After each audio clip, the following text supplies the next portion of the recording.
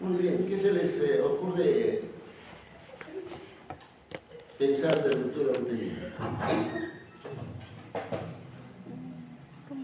¿Qué dice Lezama? Lezama lo veo pues, muy alegre.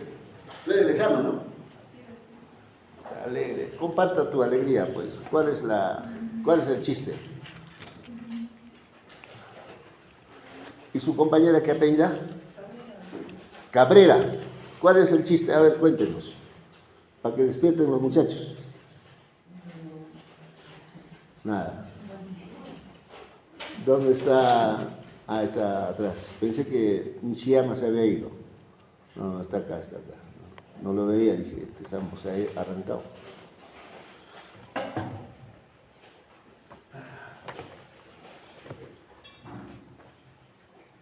Entonces vamos a ver el tema de ruptura uterina.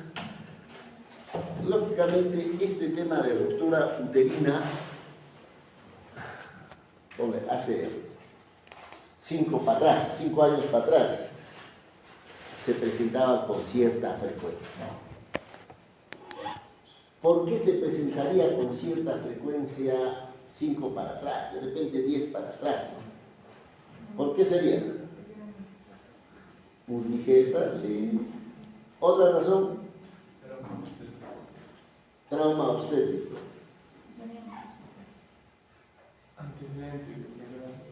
Antecedente del hígado. ¿Sabes por qué? Por 2 razones. Una de las razones, antes pues no se hacía el control prenatal. Si se hacían, llegaba creo que a 46, ya pongan 50%. Y 50% restantes no hacían. Entonces, eso va de la mano con este dato que les voy a dar. En el control prenatal, yo voy a detectar factores de riesgo para cada patología. Factores de riesgo para hemorragia postparto, atonía. Entonces yo tengo que ir preparándome para la atención del parto porque esta mujer puede sangrar y complicarme la vida. Y les decía en la clase esa que hemos hecho sobre atonía, estas mujeres que tienen factores de riesgo para atonía, el parto tiene que ser en un hospital. Igual, en el control prenatal se supone yo tengo que detectar factores de riesgo para ruptura uterina. Para ruptura uterina.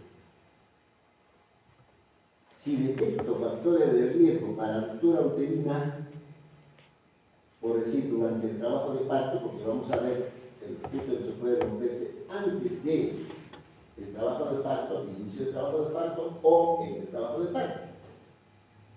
Entonces, si yo detecto factores de riesgo de ruptura uterina durante el trabajo de parto, ni tono, pues yo atienda el parto en condensación, tendría que decir, hoy tienes que atenderte el parto en un hospital. Si ya no me complico. Entonces, esa es una razón por la que antes había muchas rupturas uterinas, porque no se hacía control. Pero por otra parte, el otro dato, los partos eran en domicilio, en comunidades, Entonces, si es en comunidad que no atiende el personal de salud, uno va a detectar que este útero está por romperse, o se va a romper. ¿Quién? La abuelita, la mamá, que son las parteras de la zona que atienden, no saben de eso. Y llegan al hospital cuando ya se ha roto. O de repente se murió en casa. El primer día que yo atendí emergencia en el hospital Lorena, me llegó 2 casos de ruptura uterina. En un día, una hora, 2 casos de ruptura uterina. Yo nunca había visto ruptura uterina en Lima, nunca. Y me llega, primera guardia. ¿Qué es? te asustas, ¿no es cierto? Pues me ha asustado, ¿no? Porque nunca había visto. Teóricamente uno sabe qué tiene que hacer, pero como nunca lo he hecho, un poco parqueado, ¿no? Pero ahí viene la importancia de saber la teoría. Esa teoría he tenido que aplicar a la práctica. Porque, como vamos a ver, cuál es el manejo de una gestante, quien se rompe el feto ya está muerto, ¿no? Una opción sacar el útero. Como nunca he visto en Lima una ruptura uterina, tampoco sé cómo se hace la histerectomía en el puerperio. Porque se supone, en la residencia he hecho un montón de histerectomías, pero por mioma, por adenomiosis, por otras cosas. Pero finalmente es la misma secuencia. Pero tienes que aplicar ese conocimiento en la parte del puerperio. Imagínense, esos dos casos venían desde Chumbivilcas, los dos casos. ¿Qué se preguntarían hasta acá? ¿Qué preguntarían? Bueno, porque se ha roto uno de ellos, recuerdo, por una hidrocefalia. Pero, ¿qué otra preguntaría? ¿Cuántas horas será el viaje de Santo Tomás al Cusco? En esos tiempos era 12 horas. Ahora es 8 a 10 horas. ¿Qué otra pregunta sería? Uno se preguntaría, pues se rompe el útero, he tenido que viajar desde Chumbivilca hasta Cusco para que... ¿Por qué no se murió? No? Se rompe el útero, ¿podía morirse esta mujer o no? ¿Por qué no se ha muerto? ¿No? La pregunta era, ¿por qué no se ha muerto en 12 horas, o 8 horas, 10 horas? ¿Por qué no se ha muerto? ¿Cuál sería la respuesta? La torre. Logró compensarse hemodinámicamente. Pero ¿cómo se va a compensar solito? Estás con una diarrea y ¿cómo te compensas? Me imagino que le enviaron un clorolito. ¿Qué se va a hacer? Dos días. 2 litros de cloruro, 8 horas, 12 horas, 10 horas en promedio. ¿Por qué será? O sea, tienen que razonar, ¿no? ¿Por qué será? Cerclaje. ¿Quién no va a hacer cerclaje si ahí eran solamente en esos tiempos eran enfermeros, técnicos, no, ni siquiera enfermeros? Entonces, lógicamente vamos a ver eso, ¿no? Entonces, ¿cuál es la explicación? Primero, las rupturas uterinas generalmente es a nivel del segmento.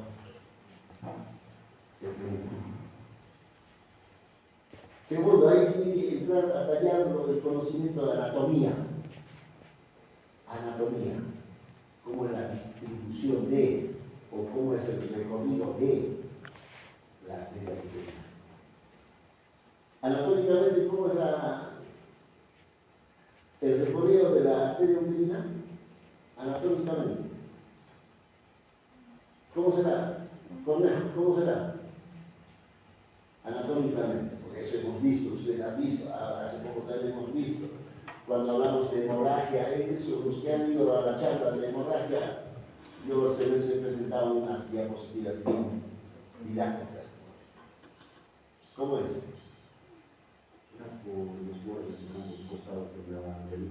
Entonces, háganse cuenta, este es el útero, el cuerpo, ¿no es cierto? Entra así y sube, ¿no? A los costados, sube a los costados. Da ramas adelante, ramas atrás. Esas ramas de adelante con las ramas de adelante de este lado, anastomosa. Ramas de atrás, igual es anastomosa. Hace un rato me decía, la ruptura uterina es a nivel del segmento. ¿Dónde está el segmento? Acá. En esos dos casos, suerte de la paciente, se ha roto acá, pero no afectó a la arteria uterina. Intacto la arteria uterina. porque si se rompe, afecta a una de las arterias nada más. Tremendo vaso, sangrado, se muere. Ahí se ha roto a este nivel, se ha corrido la arteria uterina hacia los costados. Como vamos a ver, si se rompe todo el útero, las tres capas, el feto sale de la cavidad hacia afuera. Y como el útero se contrae, la placenta también por ese espacio se desprende y ¡pum! Sale. El útero se contrae, como no está roto las arterias uterinas, y en esos dos casos la paciente llega o llegó vivo. Una de ellas hice histerectomía. Ninguna de las dos creo que hice histerectomía. Se puede reparar también. Se puede reparar. Porque la reparación está en función a... ¿Cuál es el término? A la paridad satisfecha. Paridad satisfecha. Si esta señora ya tiene 4 o 5 hijos, ¿para qué quiere ese útero, no? Lo sacamos. Pero si es el primer embarazo, lo sacamos el útero, de por vida ya va a quedar sin útero. Por lo tanto, ya no va a tener hijo. Entonces, en esos casos, uno corre el riesgo de reparar esa lesión. En esos casos. Hay que explicar a la paciente, a los familiares, ¿sabe qué hemos reparado? No va a hacer que se infecte, porque el problema es la infección. La infección. Se puede infectar y se pierde todo, ¿no? Pero hay que avisar, ¿no? Hemos reparado pensando en que vas a tener todavía o vas a querer tener hijos, no lo hemos sacado, porque lo ideal es sacarlo, ¿no? A ver, entonces, ¿qué es ruptura uterina? Solución de continuidad, no quirúrgica, en la pared del útero. Y cuando hay una ruptura uterina, se considera como un accidente del embarazo, pero especialmente del parto. Es un accidente. ¿Y con qué frecuencia se presenta la ruptura uterina? 1 a 3 por 1000 mujeres que dan a luz. Entonces, cuando uno habla de ruptura uterina, la ruptura uterina puede ser completa, puede ser incompleta. Estamos hablando a nivel de las paredes del útero. Será completo cuando se compromete las 3 capas del útero. ¿Cuáles son las 3 capas? Miometrio, ¿qué más? Todos hablan y no escucho, no entiendo. Segundo. Ya, yendo de fuera para adelante, adentro. Será pues peritoneo visceral, ¿no es cierto? Peritoneo visceral, miometrio, endometrio. Que en este caso ya no es endometrio. ¿Cómo se llama? Les pregunta el examen, ¿no? ¿Cómo se llama? Decidua. Entonces hablamos, la primera clase, decidualización del endometrio por efecto de las hormonas del embarazo. Entonces, cuando uno habla de completo, esas 3 capas rotas. Incompleta, lo que hemos visto en el Hospital Lorena hace 2 semanas, me parece, dehiscencia del músculo uterino, en la que está intacto el peritoneo visceral. ¿En qué caso vemos dehiscencia? ¿En qué caso? Vemos en gestantes que tienen antecedentes de cesárea. Antecedentes de cesárea. Esa es la incompleta. Lógicamente, para que haya una ruptura uterina, el principal factor de riesgo será pues antecedentes de cesárea. O en general, lesiones a nivel del músculo uterino. Lesiones a nivel del músculo uterino. porque lógicamente lesiones que han cicatrizado, ¿no? Cuando uno habla de lesiones que han cicatrizado, no es solo la cesárea, también puede ser ruptura uterina reparada, ¿no es cierto? Lo hemos reparado. O una mujer que ha tenido mioma y no tiene hijos, sacamos solo el mioma, miomectomizadas. Todos ellos van a dejar una cicatriz. Y cuando hay una cicatriz, esa cicatriz se puede romperse en algún momento. Esto es una imagen de una ruptura uterina en el Hospital Lorena. Desde el fondo, ¿no? Ahora, uno se pregunta, ¿y por qué se produce esta ruptura de ese tipo? Seguramente vamos a hablar cesárea. Entonces, en cesárea, como parte de la historia de las cesáreas, las primeras cesáreas eran corporales. ¿Qué significa corporal? Hacía incisión en este sentido, corporal. Pero después se dieron cuenta que las mujeres que fueron sometidas a una cesárea corporal en el siguiente paso se rompía. Entonces, siempre hay curioso, ¿no? Acá debe haber más de un curioso. Pero ¿qué hacemos para que esto no suceda? Se preguntaban, ¿no? Luego empezaron a seccionar en este sentido, a nivel del segmento y transversal. Y en la actualidad esto pues, raras veces se hace, raras veces. ¿Por qué? Porque si yo comparo una incisión en este sentido con esto, la ruptura uterina va a ser más acá y casi nada acá. Entonces ya consenso mundial que la incisión en las cesáreas debe ser transversales a nivel del segmento, sangran poco, no está relacionado con rupturas uterinas, comparado con esto. Entonces, en este caso, antecedente de una cesárea corporal, mira, se ha roto. Ahí es una ruptura completa, ¿no?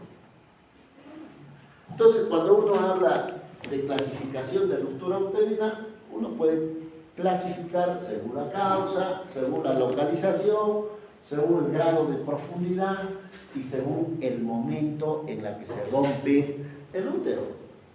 Y si hablamos según la causa, uno menciona, uno puede decir, este útero se ha roto espontáneamente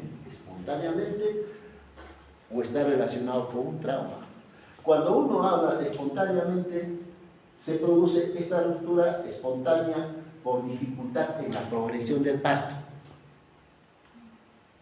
durante el trabajo del parto. Eso es lo que les comentaba, esa de Chumivilcas, hidrocefálico. Lógicamente, esa cabeza grande iba a pasar por abajo, no pues. Entonces, en estos tiempos, ese hidrocefálico ya no nos hubiera pasado. ¿Por qué? Porque hacemos control prenatal.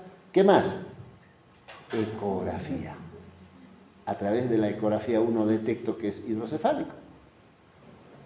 Si detecto hidrocefalia ecográficamente, ¿le voy a dar chance vaginal? No, pues lo programa una cesárea. Demostrado que el control prenatal es importante, ¿no? Entonces, espontáneamente se rompe cuando hay dificultad en la progresión del parto. Ese es un ejemplo hidrocefálico, pero también estrechez pélvica. Si tengo estrechez pélvica y es un feto de, pongan ya 3,600, ¿va a pasar? No, pues. Entonces, en estos tiempos, se supone el parto es intrahospitalario casi en 100%. Viene al hospital, miro a la paciente, ¿cuál es la talla mínima será? Mínima, que doy chance por vía vaginal, 1,41. 1,41. Si es 1,40 o menos de 1,40, es cesárea. ¿Por qué? Porque ese fetito, o sea, la pelvis es proporcional pues a la talla, ¿no? Entonces, si tiene 1,40, 1,30, 1,35, no, esto va a cesárea.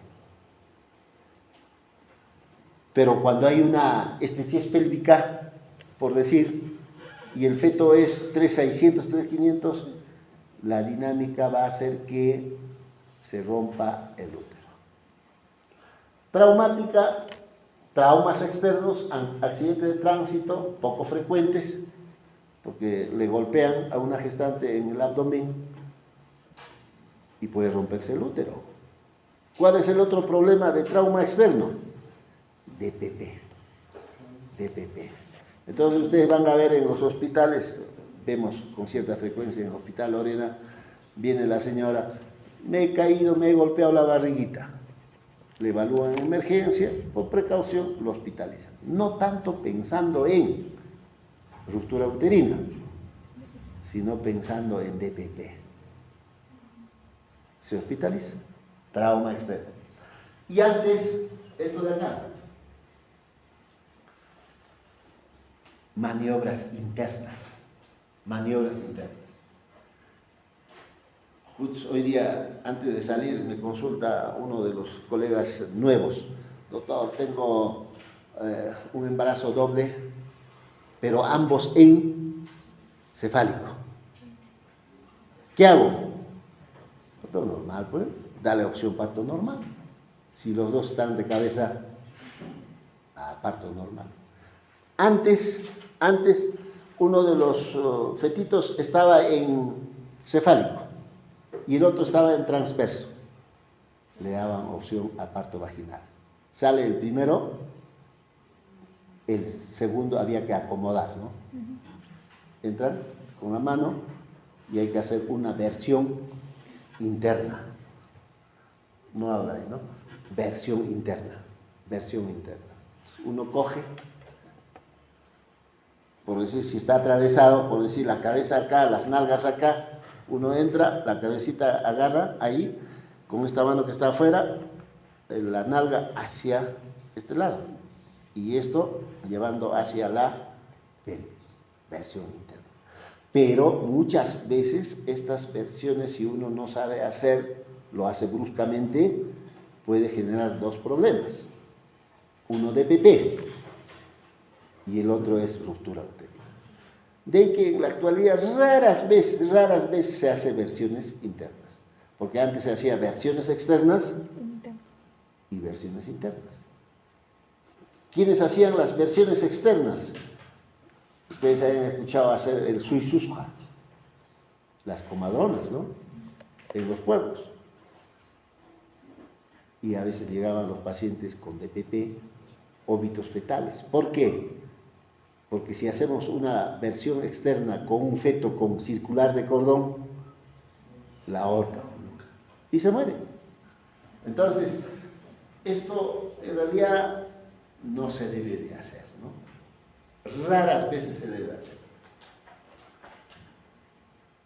Y según su localización, longitudinal a nivel del cuerpo, longitudinal, puede romperse a este nivel, transversal a nivel del segmento, longitudinal en el borde, esto de acá, y estrellada, acá, estrellada. ¿Y esto con qué estará relacionado? Heridas por arma de fuego. Heridas por arma de fuego. Porque accidentalmente uno está caminando por ahí, le cae. En Lima sucede frecuentemente esto, ¿no? Le cae.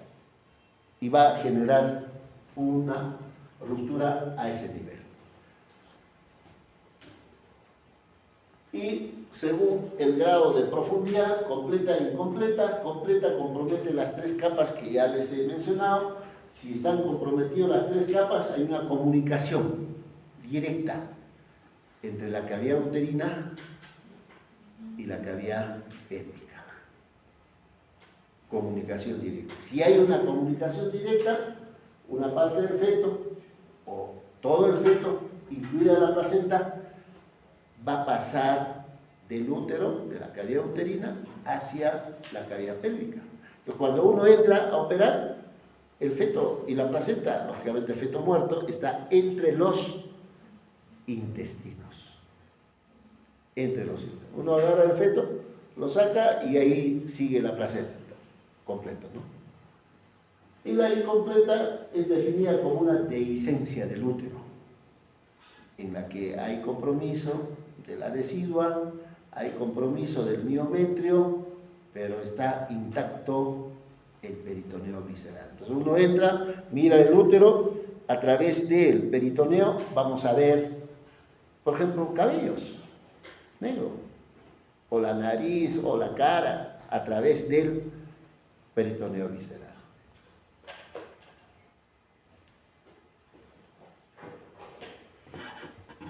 Y según el momento, puede romperse durante el embarazo o durante el parto. Más frecuente durante el parto, en el trabajo de parto. El útero se va a romperse durante el trabajo de parto. Durante el embarazo, antes del inicio del trabajo de parto, ¿puede romperse? Se puede romper. ¿En qué casos? En estos casos.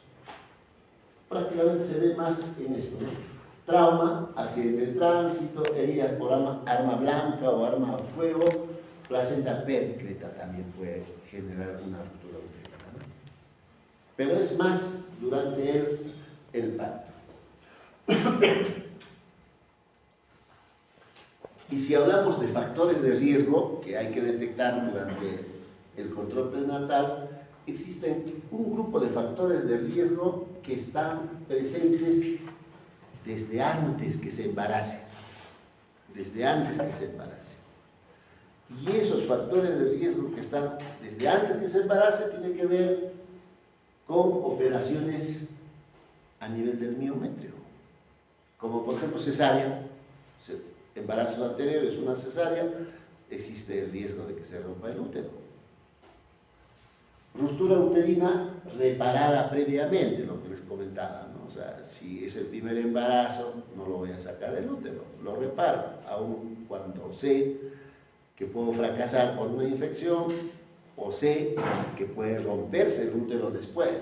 Miomectomía y perforaciones uterinas a través de un legrado uterino, antes del embarazo. Ahora, antes del parto significa durante el embarazo. Durante el embarazo, estimulación del trabajo de parto con oxitocina o prostaglandina. Inducción del trabajo de parto.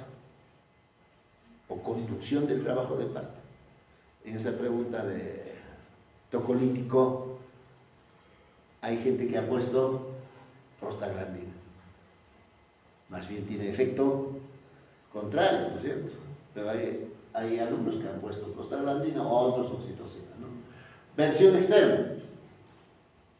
Entonces en los pueblos todavía existe la costumbre, si está atravesado, hacen ese suisusja y se rompe el útero. Sobredistensión uterina. ¿En qué caso encontramos sobredistensión uterina? Polidramios, ¿no? Polidramios, embarazo múltiple, macrosomía fetal. En esos casos puede romperse siempre y cuando el embarazo sea, una gran multípara o una multípara. El primer embarazo, tiene embarazo triple, no se va a romperse, ¿no? Pero si es una multípara, y con mayor razón una gran multípara, en la que ya ese útero ya está débil, se va a romperse, ¿no? Y la multiparidad, ¿no? Y durante el parto, trabajo de parto, básicamente está relacionado con esto. Maniobras de Christeller. Maniobra de Christeller. Y la maniobra de Christeller significa esto, ¿no? O sea, ya está la gestante ya expulsivo. Se agotó. Significa ya no puede empujar. Y la cabeza está ahí. Entonces el personal de salud, hace esta maniobra, ¿no? La ayuda, empuja, ¿no? igual que eso. Pero en ese momento el útero puede romperse. De manera que esta maniobra de Christeller, ustedes van a encontrar si revisan, ya está proscrito, ya no se debe de hacer. Pero el momento obliga, o sea, puede estar escrito pues que ya no se debe hacer, pero ¿qué haces? Pues ya está la cabeza ahí. Sala de operaciones, bien tranca sacar eso por arriba, ¿no? Entonces, en los países desarrollados utilizan el vacuum. Ya se ve ahí la cabeza, pues, el vacuum es como un chupón. Lo pone en la cabeza, lo jala, ¿no? Pero acá no tenemos. Nos queda solamente maniobra de Christeller. Entonces, la recomendación es, si hacemos maniobra de Christeller, la presión tiene que ser controlada. O sea, no puedo hacer bruscamente, pues no. Tiene que ser una cosa controlada, ¿no? Ahí no tengo problemas. Pero si lo hago bruscamente, se puede romper ese útero, ¿no?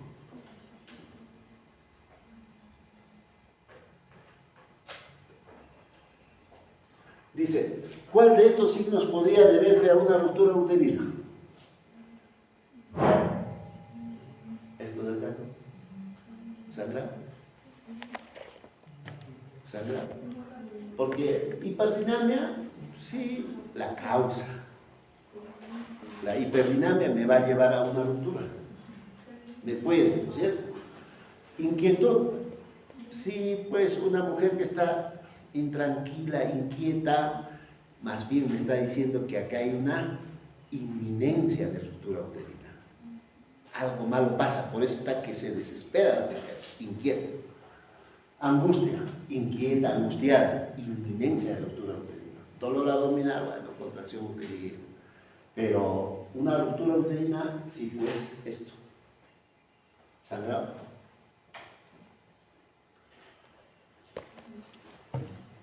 Como en una eclampsia, antes que la mujer convulsione, hay una inminencia de eclampsia.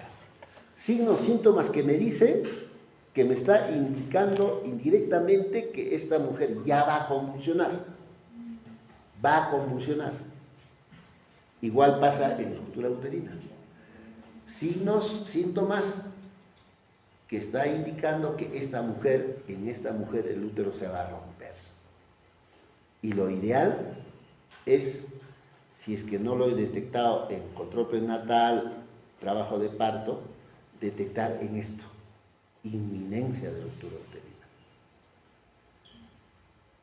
¿Qué manifestaciones de inminencia voy a encontrar? Por ejemplo, a nivel abdominal, mirando el signo de Van o banda patológico, Van o banda patológico, o el signo de Frommel. Entonces, en algún momento les comentaba yo, cuando yo ahora no hago nada en el hospital, no paso piola nomás. Entonces, pero tengo que estar en todo. Entro, por ejemplo, mañana, un útero grandazo. Totito, esto tiene que entrar a operar. Ya, pues entro a operar, ¿no? Casos especiales. Entonces yo estoy ahí en la oficina, de ahí me levanto, voy a maternidad, voy a ginecología, voy a sala de partos. Voy a sala de parto, si encuentro una gestante, le decía, echado así, de cúbito dorsal, y yo le digo, oye, ¿por qué no lo ponen de costado izquierdo? Ya, se pone de costado. Tiene una razón eso, pues, ¿no? Entonces estoy pasando, veo, oye, pongan de costado izquierdo. En otro momento, de repente, paso por ahí y veo que el abdomen no está normal. Entonces le digo a la obstetriz, oye, ¿y a qué horas ha orinado esta mujer? Va al baño, pero no puede orinar. Porque el signo de Van, el útero toma la forma de un reloj de arena. Pero el útero toma la forma de un reloj de arena no necesariamente es un signo indirecto que el útero se va a romper, se puede ser por la vejiga también. Entonces, oye, haga orinar, no puede orinar, ya, pon sonda. Pone sonda y esa formita de reloj de arena no desaparece. ¿Qué me está indicando? Este útero se va a romperse. Eso me está indicando. Entonces, si llego a esa conclusión, ¿voy a esperar que se rompa el útero para solucionar el problema? No, pues. En el acto llamo pues al que está de guardia, oye compadre, este caso me parece que es un signo de Van patológico, se va a romperse, entra a operar. Entonces existen signos en el abdomen, como signo de Van o signo de Frommel, o también a nivel de la vagina, signo de Pinal. El signo de Pinal, si uno hace tacto vaginal, el cuello que estaba con una incorporación de 100% delgadito, en caso de inminencia de ruptura o cuando el feto es demasiado grande y no va a pasar por la vagina o la pelvis es estrecha, ese cuello que estaba en 100% de incorporación, tanto golpear, empieza a hincharse, edematizarse, se vuelve cianótico, se edematiza, se vuelve cianótico, empieza a chorrear un líquido sanguinolento. Hago tacto vaginal, la cabeza en la pelvis está impactado. O sea, quiero empujar hacia arriba, normalmente retrocede, pero intento retroceder, empujar, nada que ver. Impactado. Ese dato, ese hecho ya tiene que llamarme la atención. Por eso es cuello edematizado, cianótico, hemorragia externa, oscuro escaso, o sea, sanguinolento. Y también va a haber pues manifestaciones generales, como paciente está inquieta, angustiada, agitada. Uno mira nomás la paciente que está echadita en la cama, se sienta, se levanta, se baja, mira la cara, transpirando. Entonces, algo está pasando. ¿Cuál es ese algo? Que la dinámica pues está súper, porque en estos casos la dinámica es más de lo normal. ¿Cuál es más de lo normal?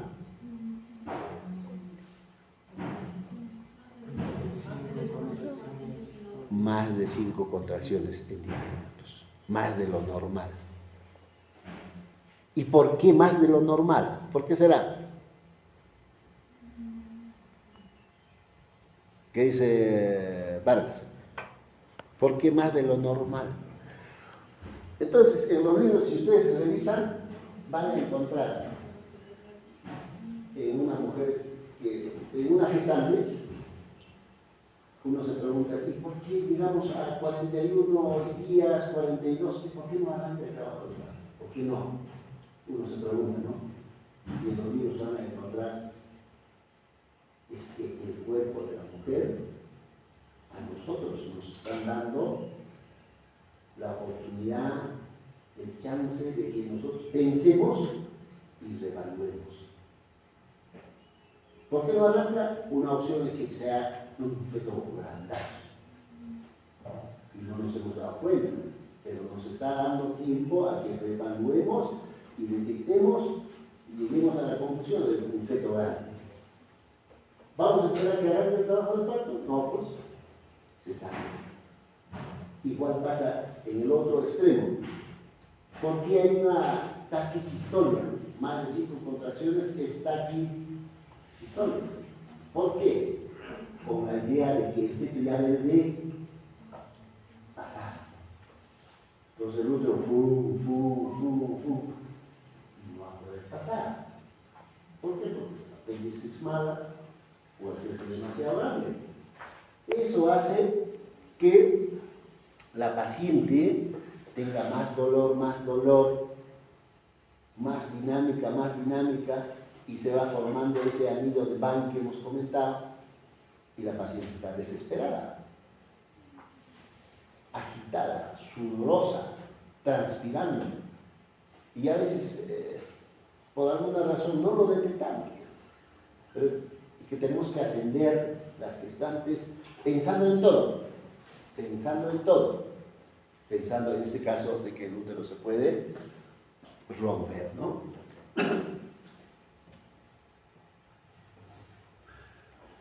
Este es el signo de, el signo de Vandal ya les explica distensión pronunciada del segmento inferior del útero. ¿Por qué? Porque el segmento se va adelgazando cada vez más.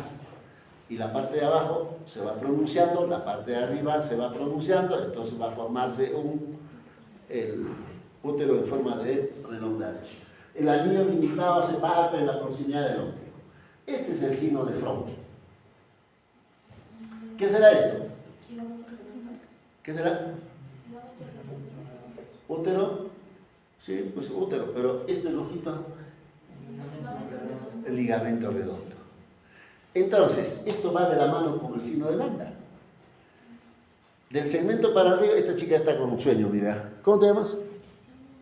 Carmela. ¿Estás con sueño? Ya vas a besar la carpeta. Ya, entonces, les decía, el útero, signo de Vandal, se divide en dos, ¿no? El anillo, el cuerpo hacia arriba y el cuello y el segmento para abajo. Y empieza a crecer el cuerpo y el fondo uterino. Si el cuerpo del útero y el fondo empieza a desplazarse hacia arriba, va a tensionar a los ligamentos redondos. Va a tensionar. Entonces el ligamento redondo va tensándose. Va edematizando. Después, estiramiento exagerado de los ligamentos redondos que se palpa como unas cuerdas. Entonces, si es una gestante delgada, uno palpa, ahí encontramos una cuerda. Entonces, si uno recuerda de este dato, oye, esto es el signo de Fromm. Por lo tanto, el signo de Fromm se ve en caso de inminencia de ruptura uterina.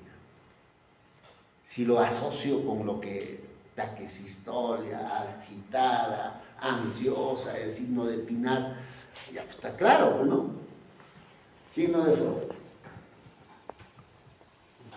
Y el signo de Pinar, lo que ya hemos dicho, edema, esta sanguínea del cuello uterino y lógicamente pérdida sanguínea oscura. ¿Con qué nos puede hacer confundir ese dato? Con el DPP. Con el DPP.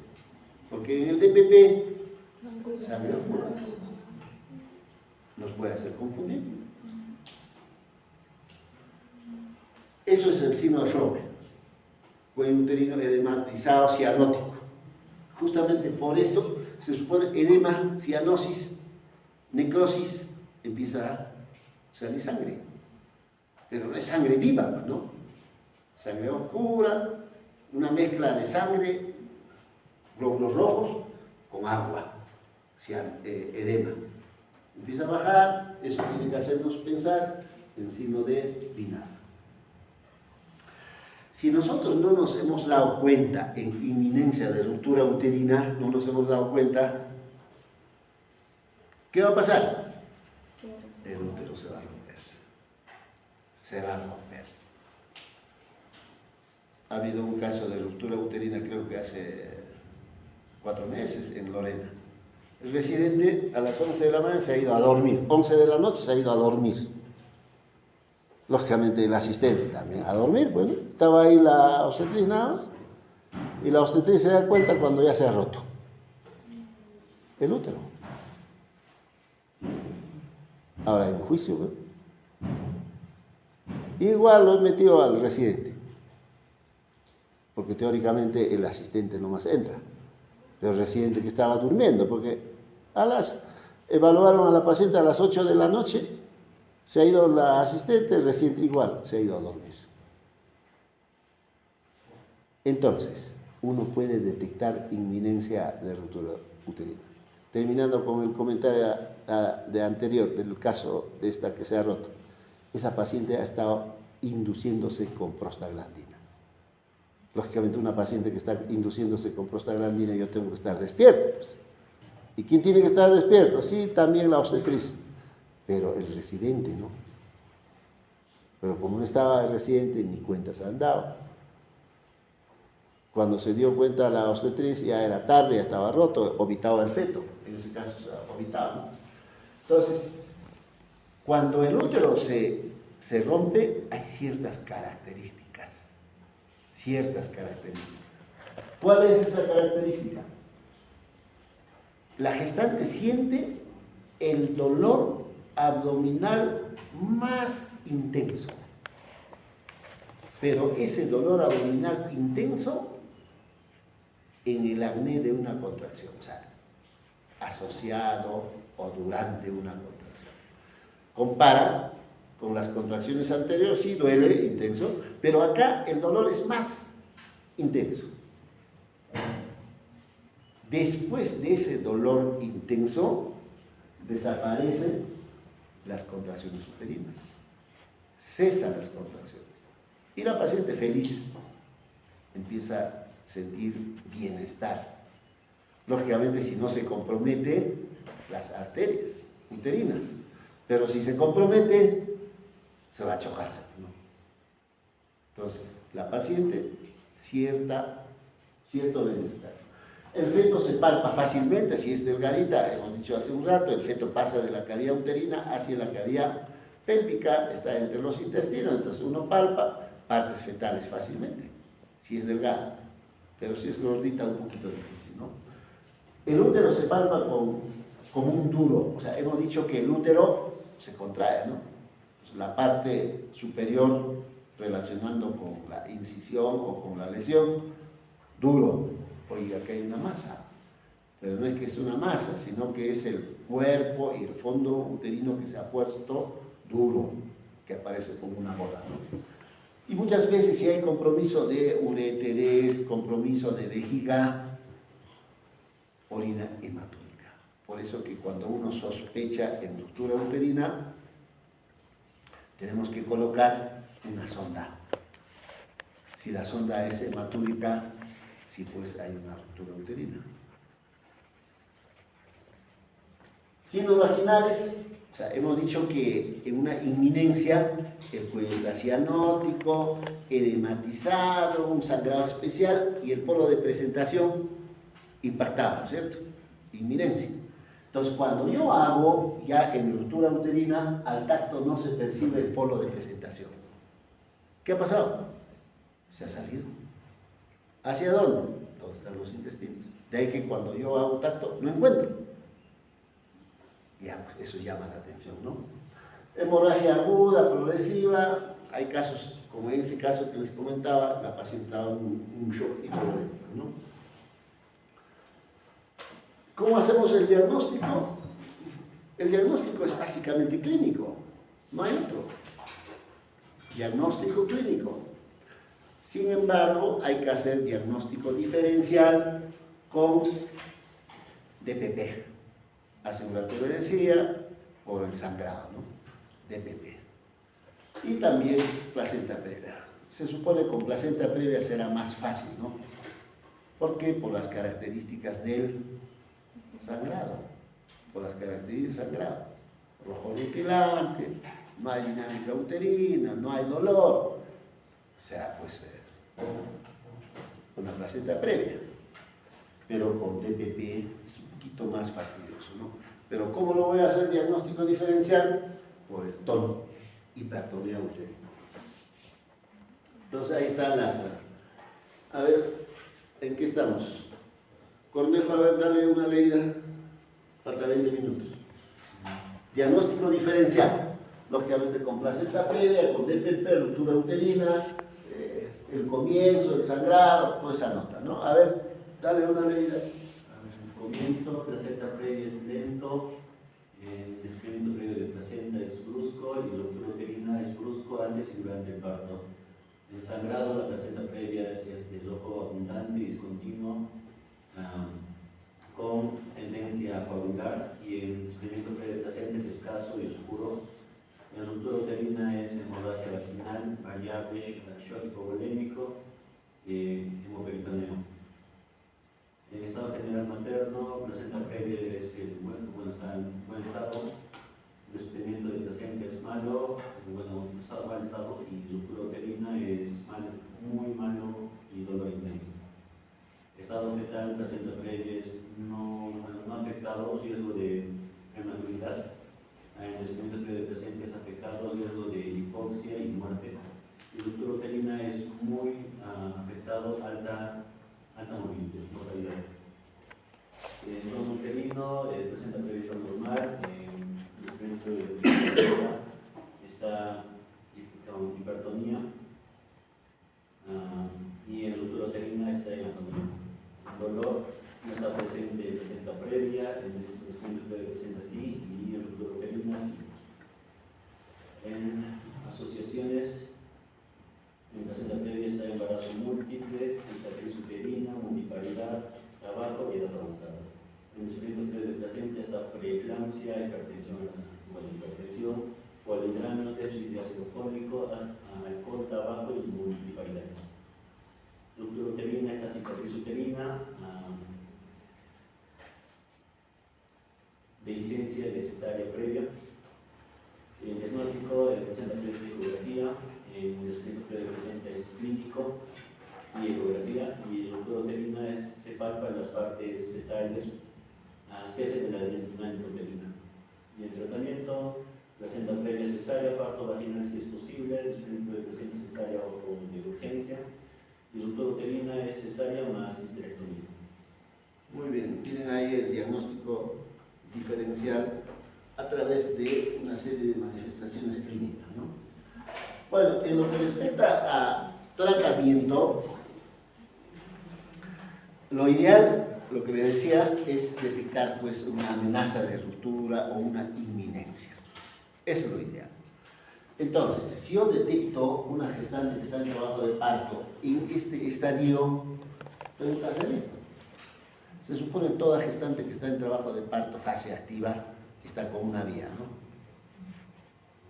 En caso de amenaza, tengo que canalizar otra vía. Y a través de esta hay que pasar cloruro de sodio para hidratar. Porque estas mujeres que están jadeando, agitadas, ¿no?, intranquilas, sudando, también está deshidratado. Entonces hay que hidratar. Pero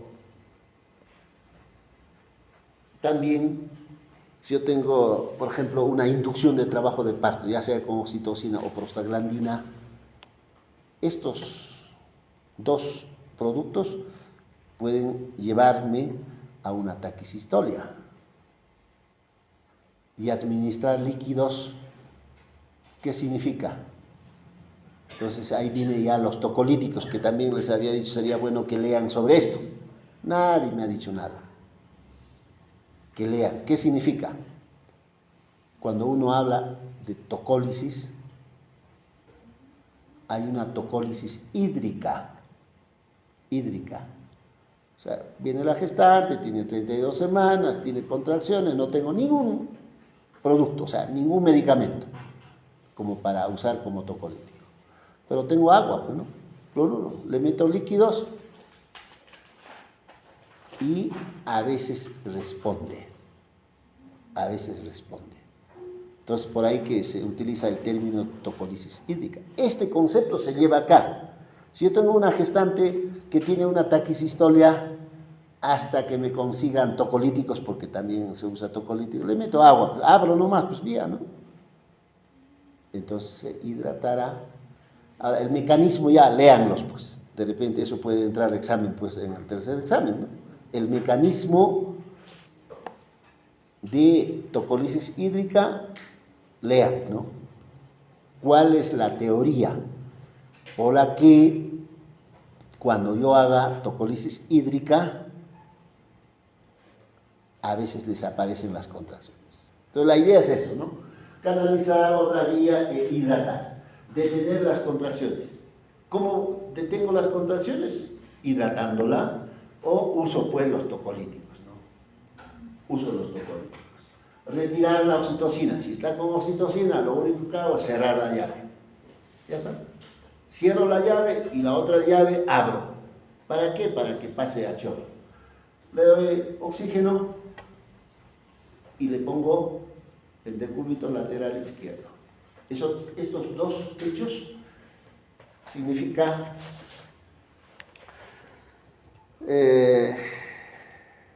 manejo intraoperatorio del feto. Manejo intrauterino del feto. El feto, si es que hay una taquicistolia, le falta oxígeno, le falta líquido, le falta glucosa. Entonces, al poner de costado izquierdo, estoy haciendo que haya, ¿qué hay aquí?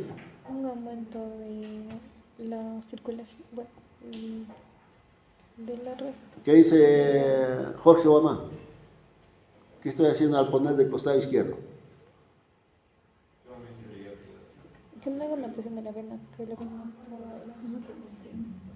Entonces estoy haciendo que el retorno venoso sea mejor o más.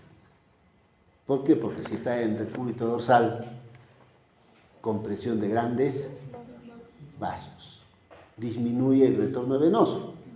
La idea es que el retorno venoso mejore. Pero eso, ¿cómo? Si hay mejor retorno venoso, el débito cardíaco, ¿no? Será más. Si el débito es más o mejor, el flujo útero placentario será mejor. Esa es la idea, ¿no? Entonces, manejo intraútero del feto. ¿Con qué? Poniendo decúbito, poniendo líquido, poniendo oxígeno. ¿Hasta cuándo? Me da tiempo a que yo puedo entrar, o sea, estoy preparando a la paciente para sala de operaciones, pero hasta ahí estoy manejando para que el bebito no se muera, ¿no?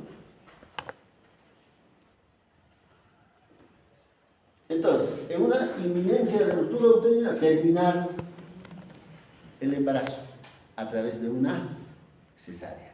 Pero antes de entrar a la cesárea, estoy haciendo lo anterior que hemos mencionado. En caso de una ruptura consumada, lógicamente va a ser un tratamiento quirúrgico que consiste en hacer una laparotomía y extracción del feto y de la placenta a través de la pared abdominal. Además de, o antes de hacer una laparotomía, medidas de soporte, tengo que poner líquido, si veo que la paciente ya está chocándose, necesito sangre, tendría que solicitar sangre, y como ya está roto el útero, puede infectarse, entonces hago profilaxis antibiótica. Profilaxis antibiótica. Y el tratamiento quirúrgico consiste en, estamos hablando ya de ruptura uterina, la laparotomía. ¿Qué es la laparotomía? ¿Qué será? ¿Qué es la laparotomía? ¿Qué dice Nishiyama? ¿Qué será la laparotomía? Ya, entonces es abrir la pared abdominal. Esa es la laparotomía. Entonces, a ver, escuchen esta parte. Cuando uno hace cesárea, uno realiza dos acciones. Uno, abrir la pared, que es la laparotomía.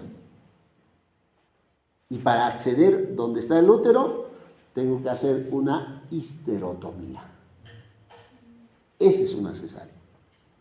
Una laparotomía más una histerotomía. Entonces, eso también creo que les he comentado. En el hospital, cuando tiene 24, 26 semanas, 27 semanas, hasta 28 semanas, no hablan de cesárea, sino hablan de histerotomía. Entonces, en son de bromas, les digo ahí en las visitas que hacemos, y compadre, ¿y cómo han accedido al útero si no han hecho la laparotomía? Entonces, si han hecho la laparotomía más histerotomía, ya no es histerotomía nada más, ya es una cesárea. Entonces, en este caso, tratamiento quirúrgico, se realiza una laparotomía y permite evaluar la localización, la gravedad de las complicaciones, porque haciendo la palatomía, puedo ver el útero, la dirección de la incisión, si los bordes de la lesión están necrosados o no, o cuán grande es, porque mirando, ¿no? Porque si no, no puedo. Y en función a ello, yo puedo hacer una histerectomía. Porque si la lesión es así chiquito, yo puedo repararlo. Si los bordes no están necrosados, lo puedo reparar. Pero si los bordes están necrosados y es el primer embarazo, tengo que conservar el útero. Pero si yo quiero que no se complique, ¿qué tengo que hacer con los bordes necrosados? Ahí viene cirugía. Reavivar los bordes. ¿Qué significa reavivar los bordes? Cortarlo, ¿no es cierto? Botar ese tejido que está necrosado, arriba, abajo también. Debo de cortar hasta donde empiece a sangrar. Cuando empieza a sangrar rojo rutilante, ahí digo que ese borde puede pegar. De lo contrario, no va a pegar. Se va a abrirse. Entonces, en eso consiste la histerectomía o la reparación.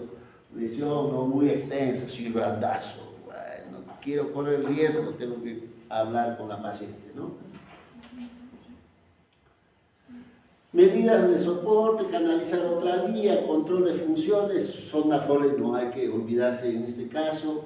Y analítica de control se refiere básicamente a cuánto de hemoglobina después de la operación. ¿A cuánto tiempo después será? ¿Cuánto tiempo después de ser hecho en cirugía? 6 a 8 horas, ¿no? Ese es el tiempo como para compensarse.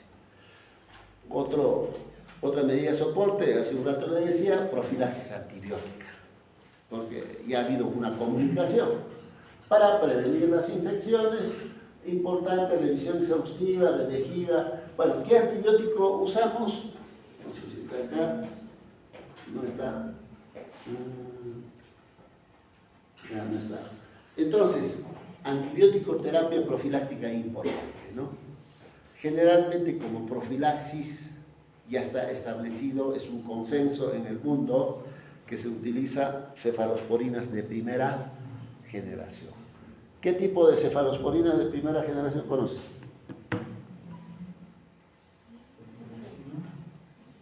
Palomino, ¿qué cefalosporina de primera generación?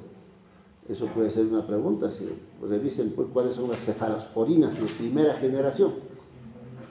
Cefazolina, cefalotina, cefalexina. Bueno. ¿Aló? ¿Aló? Dígame. Yo llego a las 5:15 más o menos. Estoy en clases todavía. 5:15 estaré por ahí. Bueno, generalmente se utiliza cefalosporinas de primera generación. Dentro de las cefalosporinas de primera generación, no sé qué usará en regional, pero en Lorena se usa tanto para cesárea como en estos casos, cefazolina. Cefazolina. ¿Qué estás hablando tú hoy, estas dos chicas? Si no duermes, hablas. Ya. Entonces, a ver, revise en regional qué usan como profiláctico en cesáreas, qué le administran en cesárea. A ver, revise. Entonces, se usa cefalosporina de primera generación. ¿Qué pasa si es alérgico? ¿Qué usaríamos? Eso también los que van a Lorena deben de revisar historia clínica. Clindamicina. Las clinda. Incluso la clindamicina tendría ventajas sobre las cefalosporinas de primera. ¿Cuál sería la ventaja? Efecto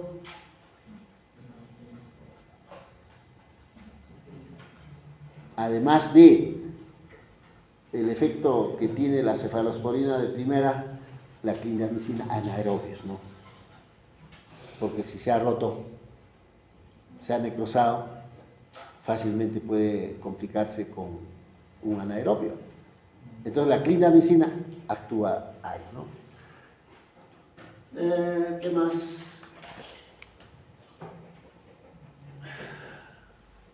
Entonces cuando uno entra a operar una ruptura uterina, importante revisar la vejiga, porque puede comprometer la vejiga. Entonces si no revisamos, se puede fistulizar, ¿no? Se puede fistulizar. Y lógicamente si uno encuentra que la vejiga está lesionado, habría que llamar al urólogo para que pueda reparar. Además de reparar, una vejiga reparada tiene que quedar con una sonda, ¿no? ¿Por cuánto tiempo será? ¿Qué les ha hecho en urología? Por lo menos 2 semanas, ¿no? Debe irse a su casa con su sondita, ¿no? Bueno, yo creo que hasta ahí, porque ya me he cansado. Terminaremos esto, porque estamos sobre la hora. Terminaremos. Mañana te voy a avisar. Ahorita ya. El miércoles. Mañana es martes, te puedo llamar. O el miércoles yo voy a avanzar. Doctor, creo que el miércoles estaba diciendo que tenía su campaña de miércoles. No, pero en la mañana. O sea, normal, pues, no hay clase. O sea, la campaña es mañana y pasado mañana. Entonces, normal, a las 3 igual, porque como voy a viajar, tengo que avanzar. Yo voy a avanzar